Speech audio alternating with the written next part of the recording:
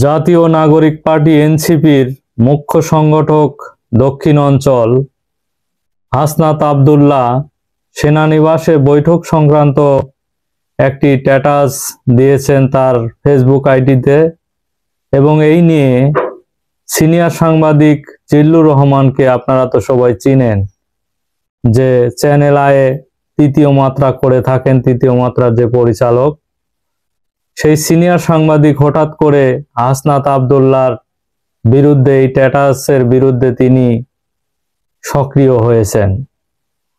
তিনি এই স্ট্যাটাসের বিরুদ্ধে কড়া সমালোচনা করে বলেন যে এ ধরনের বক্তব্য সীমা লঙ্ঘনকারীর শামিল। তিনি হাসনাত আব্দুল্লাহকে উদ্দেশ্য করে এই কথা বলেছেন।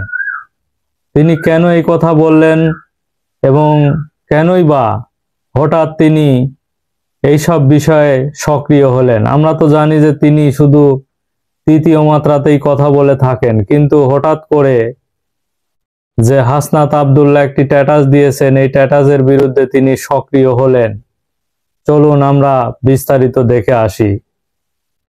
তিনি বলেন যে এ ধরনের বক্তব্য সীমা লঙ্ঘন হয়েছে এবং অস্থিতিশীলতার দিকে ঠেলে দিতে পারে। সম্প্রতি ভাইরাল হওয়া এই ভিডিও বার্তায় তিনি এই বক্তব্য দিয়েছেন। তিনি বলেন, এই জিল্লুর রহমান বলেছেন, আমি শুনেছি কিছু ছাত্র নেতা বলেছে যে 5 তারিখের পরে যে অস্ত্র হাতে যুদ্ধ করার পরিকল্পনা করছে এই জাতীয় নাগরিক পার্টি বা বৈষম্য বিরোধী ছাত্র আন্দোলনের ছাত্র নেতারা। আসলে এই বিষয়টি অত্যন্ত হাস্যকর, কারণ সেনাবাহিনীর বিরুদ্ধে তারা এক ধরনের যুদ্ধ ঘোষণার পরিকল্পনা করছে, এটি অবশ্যই হাস্যকর।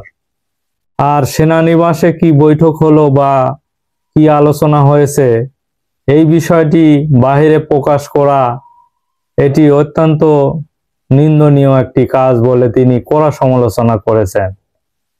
কারণ এই ধরনের বৈঠকের পর যদি আপনারা সেটি আবার প্রকাশ করলে ভবিষ্যতে কেউ আর আপনাদের এই ধরনের আলোচনায় ডাকবে না বলে তিনি উল্লেখ করেছেন।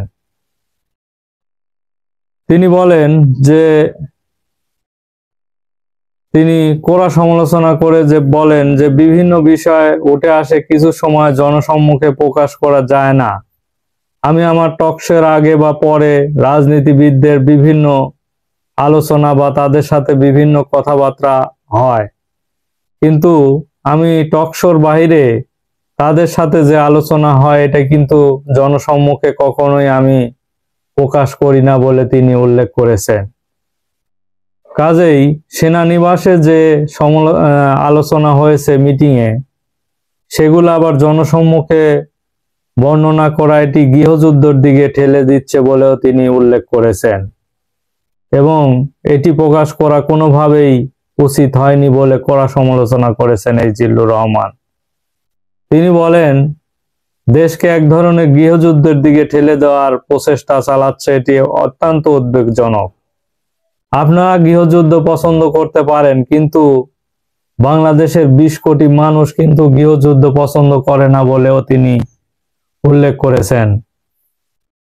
তিনি আরো বলেন যে সেনাপ্রধানের সততা এবং আন্তরিকতা নিয়ে প্রশ্ন তোলা ঠিক নয়।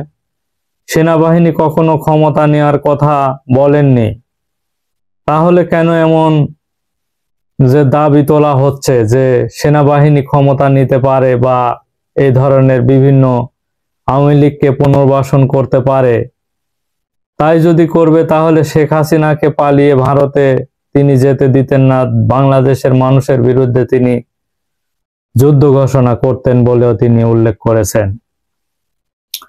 তিনি আরো বলেন যে বিএনপির মতো দলও বলেছে যে তারা রাজনৈতিক দল নিষিদ্ধের পক্ষে নয় এবং জনগণের সিদ্ধান্ত নেবে কে থাকবে কে থাকবে না, অথচ আপনারা ডক্টর মোহাম্মদ ইউনূসকে বিতর্কের মধ্যে টেনে আনছেন এবং সেনাপ্রধানের সঙ্গে যে দ্বন্দ্ব তৈরি করতে চাইছেন। কেন এই অতিকথন? মনে রাখবেন, এটি প্রতি মুহূর্ত হিসাব গণমাধ্যম সংশ্লিষ্ট সবার কাছে আছে এবং এত সহজ নয় যা আমি মনে করি আপনারা সীমা অতিক্রম করছেন এবং দেশকে বিপদের মুখে ঠেলে দিচ্ছেন বলেও তিনি উল্লেখ করেছেন। যে আপনারা হাসনাত আব্দুল্লাহকে এই ট্যাটাজের বিরুদ্ধে তিনি এই জিল্লুর রহমান বলেছেন যে আপনারা এই ধরনের অতিকথন করে দেশকে একটি অস্থিতিশীলতার দিকে ঠেলে দিচ্ছেন, এটি কোনোভাবেই কাম্য নয়। অতএব নতুন নতুন বন্ধুরা, এই ছিল আজকের খবর। নতুন নতুন খবর পেতে অবশ্যই আমাদের চ্যানেলটি সাবস্ক্রাইব করবেন। ধন্যবাদ সবাইকে।